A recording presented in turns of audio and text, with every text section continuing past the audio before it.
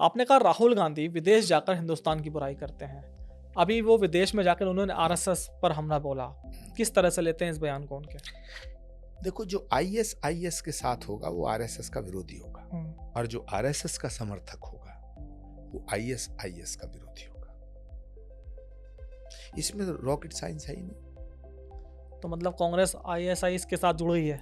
मुझे जो कहना था कह दिया। आरएसएस एक राष्ट्र प्रेमी और राष्ट्रभक्त संगठन है। उसके लिए राष्ट्र सर्वोपरि है। जिसके लिए राष्ट्र सर्वोपरि होगा वो आरएसएस का समर्थक होगा। आचार्य जी, ये ज्ञान आप अभी कुछ दिन पहले आपको मिला या कांग्रेस में रहते हुए आपको पता चल मेरा एक बयान बताओ जिसमें मैंने कहा हो क्या आरएसएस राष्ट्र विरोधी है? कभी नहीं कहा राष्ट्र विरोधी है आपने। एक बयान बताओ, मैं क्षमा याचना कर लूंगा। लेकिन कभी आपने आरएसएस की तारीफ भी नहीं करी कांग्रेस में रहते हुए। आरएसएस राष्ट्र के लिए समर्पित संगठन है। तो जब आप राष्ट्र आरएसएस के प्रति आचार्य जी इतना समर्पित थे तो कुछ आपने लोग उसी समय कांग्रेस छोड़कर आरएसएस क्यों नहीं ज्वाइन कर लिया? कुछ लोग आरएसएस को धार्मिक संगठन कहते हैं, लेकिन आरएसएस की आप किसी मीटिंग में जाइए, वहाँ ओम जय जगदीश हरे की प्रार्थना नहीं होती है। वहाँ नमस्ते सदा वत्सले मातृभूमि, वो मातृभूमि को वंदना की गई है। आप योगी जी के इस बयान का समर्थन कर रहे हैं आजकल?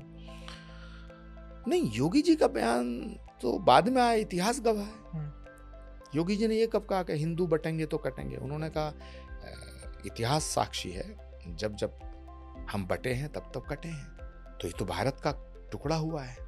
1947 में विभाजन की विभीषिका का जख्म जो है वो हमारे आत्मा पे अभी तक है। लेकिन हाँ, एक बात मैं कहना चाहता हूँ कि ना हम बटने देंगे और ना कटने देंगे। जो बांग्लादेश में हालात हुए उसके बाद योगी जी का यह बयान आया।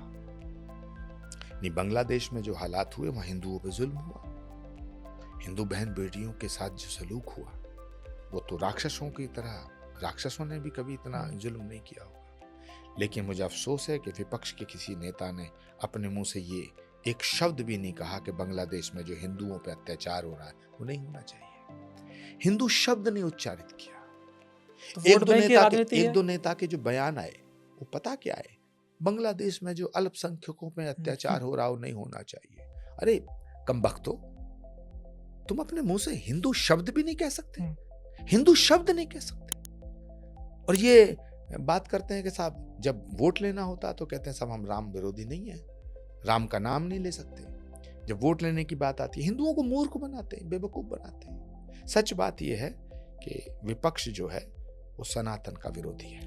आचार्य जी, हिमाचल की खबर आज का बड़ी सुर्खियों में, सजौली मस्जिद का मामला आपने सुना होगा। इसको लेकर आपको क्या लगता है कि जो सरकार है वो स्टैंड ले पाएगी? क्योंकि जो कांग्रेस के मंत्री हैं वो खुद इस पक्ष में है कि उस मस्जिद का मामला जो मसला है हल होना चाहिए, पूरी तरह से अवैध है वो मस्जिद। वो आपको लगता है कि वोट बैंक की चाहत के बावजूद कांग्रेस सरकार कोई बड़ा फैसला ले पाएगी वहां पर? वहां तो कांग्रेस की सरकार है। हाँ, इसलिए तो मैं कह रहा हूँ। और कांग्रेस के मंत्री कह रहे हैं कि मस्जिद को ढा देना चाहिए। हाँ। तो ये सवाल तो मल्लिकार्जुन खड़गे और राहुल गांधी से पूछना चाहिए।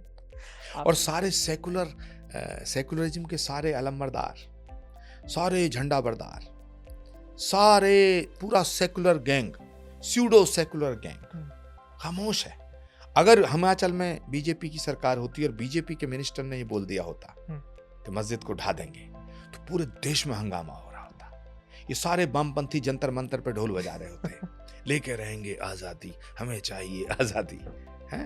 ये सब कह रहे होते, मगर आप सब चुप हैं। तो ये सवाल को तो आप उनसे करिएगा। नहीं, आपको लगता है कि, आपका अनुभव क्या लगता है कि उस पर कोई फैसला हो पाएगा?